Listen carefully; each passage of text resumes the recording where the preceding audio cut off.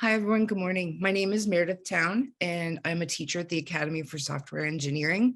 I am also a lead educator for Speak Truth to Power at Robert F. Kennedy Human Rights. I'm accompanied today by two of my students from Academy for Software, Mohammed and Jordan. And today we'll be having a conversation about the documentary In Her Hands. Hi, good morning, everybody. In Her Hands is co-directed by Tamana Ayazi, Learning to Skateboard in the War Zone, if you're a girl, and Oscar-nominated filmmaker, Marcel Meadowstiffen, Watani, My Homeland. It will launch globally on Netflix on November 16th. Morning, everyone. Filmed across 2 turbulent years, In Her Hands tells the story of Zarifah Ghaffari, who at 26 became one of Afghanistan's first female mayors and the youngest to ever hold the position. The film documents her fight for survival against the backdrop of her country's accelerated unraveling. As Western forces announce their retreat and the Taliban start their sweep back to power, Zarifah and women across the country face a new reality. Amid these tectonic changes, Zarifah must make the most difficult decision of her life. Welcome to you both. How did you first hear Zarifah Ghaffari? What was her response to the idea of a documentary being made about her and women across Afghanistan? Thank you so much, Mohammed and Jordan. We started filming Zarifah Ghaffari in 2020, but before that we had a long discussion, Marcel and I, because we started working in 2017 and we wanted to do something about strong women in Afghanistan. But also the situation was very complicated at that time because there was a peace deal and peace negotiation going on between the Taliban and the US government. So we tried to do something between both and try to tell a story of the country and document whatever was going to happen to Afghanistan afterwards if Taliban came to power. The next question is, what was the process like for filming the Taliban? Because I imagine it would have been very difficult to get into contact with them.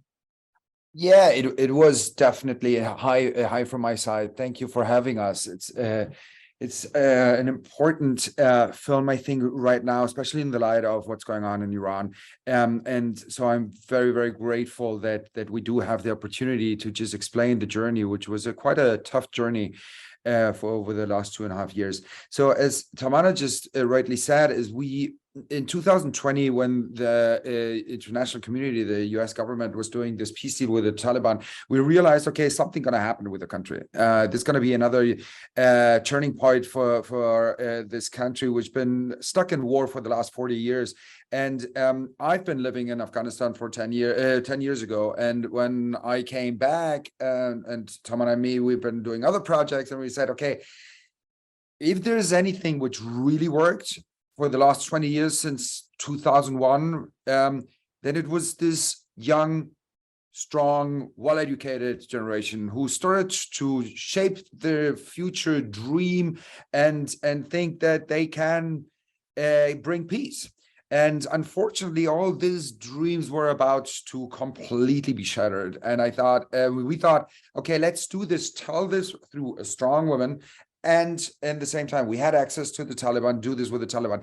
They were in a situation where the leadership was negotiating, and they've been giving access to journalists to go in, mostly journalists who would go in for a day, for two, come back with 15 minutes of news report. But we said, no, we want to do something longer. And so we managed to go back in and in and in. So in order to weave the stories together in our film. Thank you. While you have said that you wanted to show a more well-rounded picture of Afghanistan as the first female filmmaker in 20 years to document the Taliban, and knowing this history of their attitudes towards women, what was your emotional experience, Tamana? It was not an easy experience and an easy decision to do that because Taliban attacked my university in 2016. Before that and after that, I lost loved ones, friends, and relatives in Taliban suicide attacks and in conflict between the Taliban and the US and also former government of Afghanistan. But again, as a filmmaker, I wanted to understand what's going on, why they are doing what they are doing. And everybody talked about the Taliban, but nobody wanted to, talk with them. And this is an issue, and we always talked about communication, and it's not only Afghanistan, it's other parts of the world where people do not communicate to each other anymore. and it's an issue. So yeah, that's why I tried not to be biased, not to think about that side of the story, my experience, my personal experiences. I just wanted to be there and observe and see why they are doing whatever they are doing and how they are winning heart and mind of the people in the villages because of the corruption and so many other reasons. Yeah, because change only happens if you're willing to be a part of it. Yeah, I understand that. And perhaps as well from my experience being the foreigner and seeing Tamana, who again, as you rightly said, was one of the first women being there on this mountain after 20 years, to see it is Taliban is a big word. There's a movement, an evil ideology backwards, and you have the leadership on one hand, but you had at the other time, on the other hand, you have the guys on the ground, and you realized it was actually the guy who is Muzaffar, who is our character. This guy used to work in an NGO, for an American NGO, until there was apparently a situation where he thought this doesn't make sense, money is going into the wrong hands, and he then got into the arms of the Taliban for whatever reasons, and it was this what we wanted to see. How did they manage to become the Robin Hoods for the disenfranchised, for the angry ones? And again, as Tamana rightly said, is we're talking about a divided society, a society of people who feel neglected, who are angry bearded men. And I think that's again something where you look around and you suddenly realize it's not only happening in Afghanistan. And that's what we wanted to make. We wanted to make to show the universe, the patterns in society of a polarized and radicalized and divided society, and to show that it is not only in this part of the world, we are actually suffering the very same phenomenon. I just want to add, I appreciated that aspect of the film, that I think our students will see connections between that journey, and a lot of especially American students are seeing and experiencing over the last few years here in the United States. So as a teacher, I really appreciated that element of the storytelling. I think on that note, Massam's experience from the Taliban to before and after, were you surprised by any of the shifts that occurred? Because it must have been a drastic shift from before and after the Taliban, arrives. So Masoom is definitely one of the strongest characters in the film, by just being so charismatic. He's a poet, and we meet him in the beginning where he is completely devoted to Sarifa, and he says he feels honored to save, to be there, and sacrifice his life for a strong woman. And then I think what we wanted to show his journey, when Sarifa loses her father and she has to take this decision to say, I can't risk any other family members, so I have to resign, I have to move job, and ultimately she leaves the country, like the few ones who managed to go to the West, basically to leave the country as well. Masoom and the rest do feel betrayed. And I think this notion of feeling betrayed, or the notion of have unintentional damage by, for example, Sarifa, describes a little bit how so many people thought that the Taliban might be a solution in order to bring whatever change. Not that Masoom joined the Taliban, because he didn't, but it was especially as filmmakers, quite extraordinary to see this story arc and character development from really 180 degrees change. And also to just add to what Marcel just mentioned, it was a great opportunity to not forget the ones who are left behind, and Masoom is one of them, and he's an example of the people who are still in Afghanistan. And it reminds us and the people who will watch the film that we should not forget Afghanistan. That's the situation, and if we ignore it, we will regret it big time. So it's the time to take action, do something, whatever we can, big or small, we need to take an action before it's too late. We all watched the events of television leading to the military withdrawal from Afghanistan. What was it like to be on the ground with Zarifa and her team and family? Because even watching the movie, seeing how the Taliban treated people, how like the fear, the general like fear people had of them, it was a scary thing to see. I can't imagine like being there. So how did like you guys feel? When everything happened, I was in Kabul, and we were not expecting that it will happen that soon. We were like, whatever happens will be in September 9/11, because that was the date. And then when it happened, I remember those days, like there was so much happening that you didn't understand, and there were moments I was not able to breathe properly. I forgot to breathe, but then you have to keep moving. You have to move forward.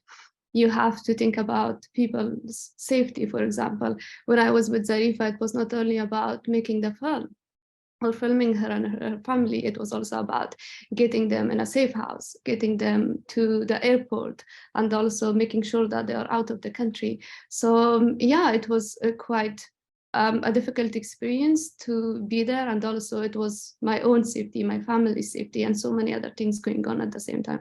But also when you're in the middle of crisis, you just need to prioritize. This is what you do, and you go, you follow your heart. This is what I did, like most of the time, because there is no right or wrong in that time, and no one can tell you what you should do. You just follow your heart and do what's wrong, what's right for you and for the people around you. And I think this film, or in general, this documentary filmmakers, you're trying to tell a complex story, break it down to an emotional storyline. So you're able to tell out of a nutshell the bigger story. And so we never wanted to do a biopic about Zarifa. We wanted to do not to do a political film about a politician. No, we wanted to do a film about a strong woman.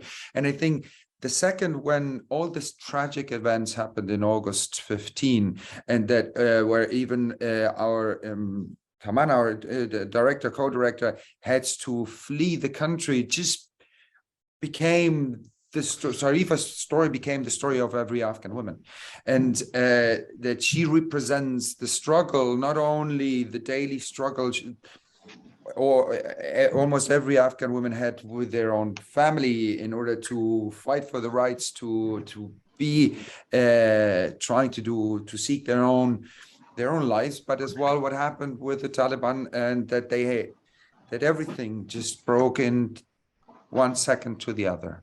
On that note about emotions, for the audience members such as us, that when we watched the movie, it was very it felt very real. So I wanted to understand your perspective about what it was like for you and the things that you saw and hear. What was that like? So when the government collapsed in Afghanistan in 15th of August, especially Kabul, it was not only a system, it was not only a government, it was Afghans, a nation full of hope and dreams. And I remember in one day, everything changed and we lost whatever we had. In the past, girls and women were able to go to school, to go to university, to work, and go out without a mahram, a male family member. But then everything changed and we were not able to have whatever we had before 15th of August. I know that it was not perfect even that time, but at least there was a system, a framework.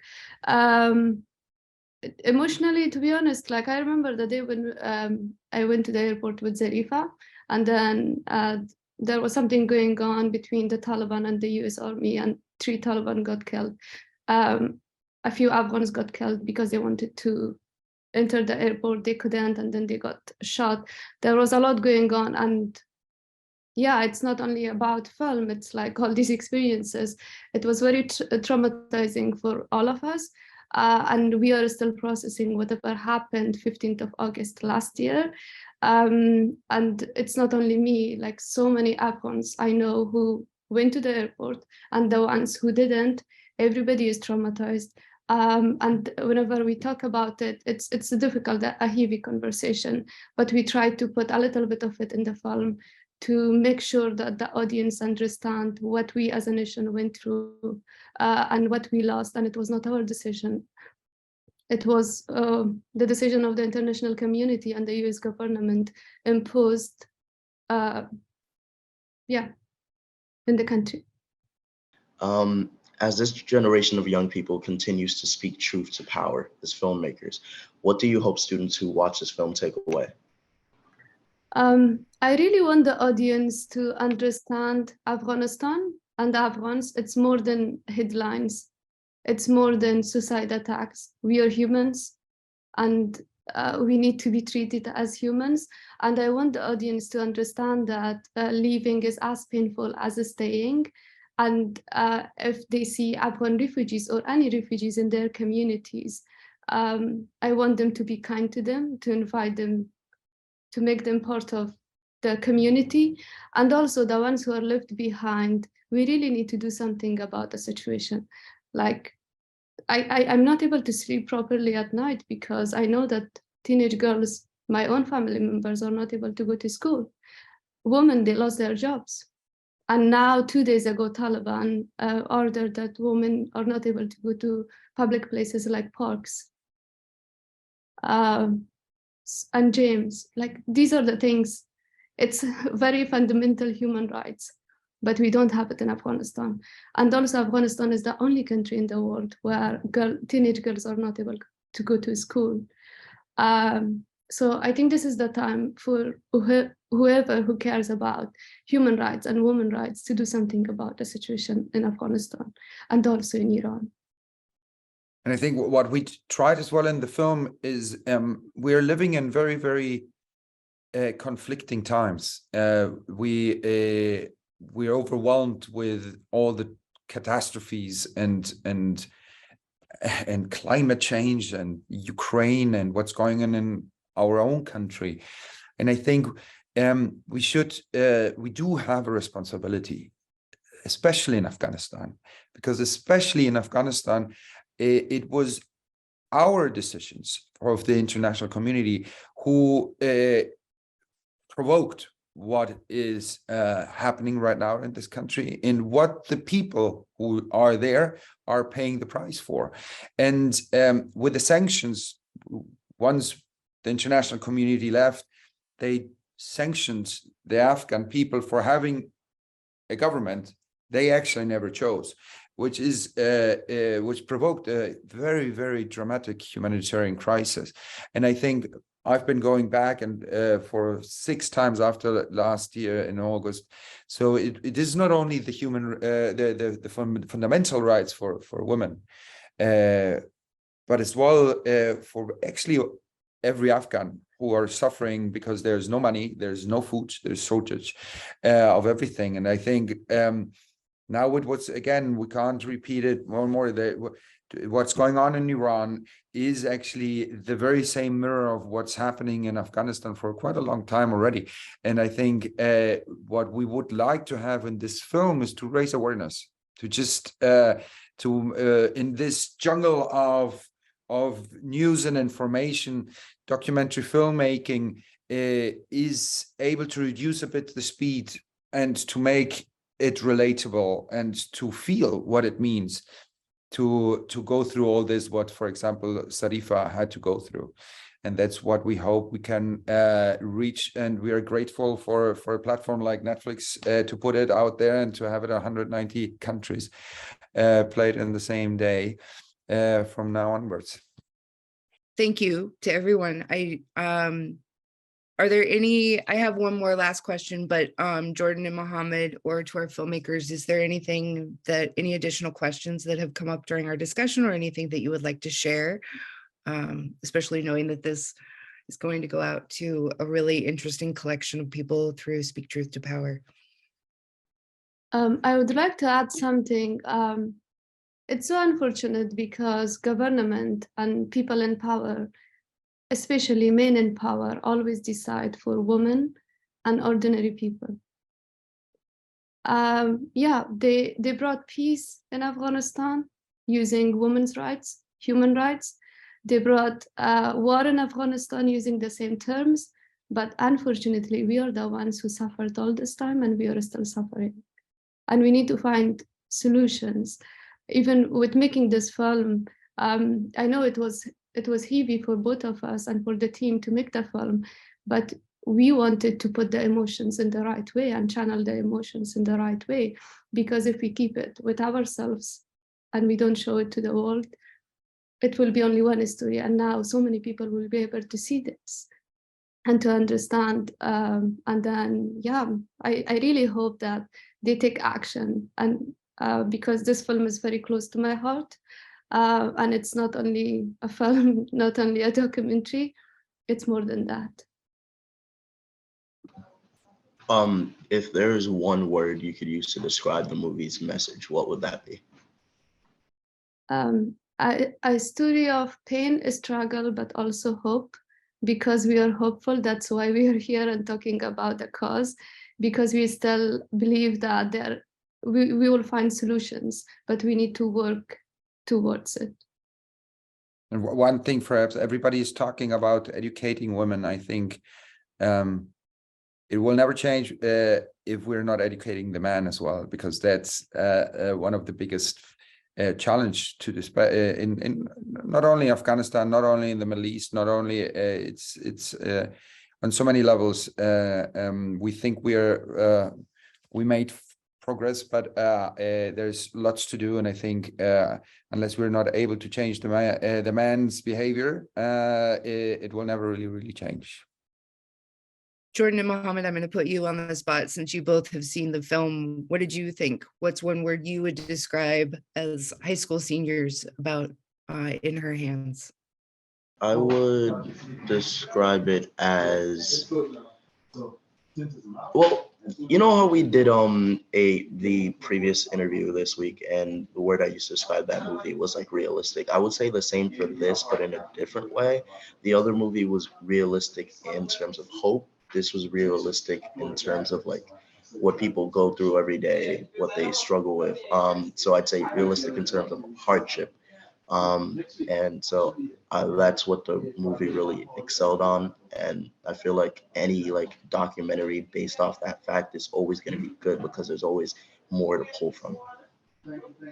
Yeah, and to add on to Mohammed, this situation is still ongoing. So I think hopeful would also be a really good word to describe, because there's always going to be hope for the future, for things to always turn around with the situation.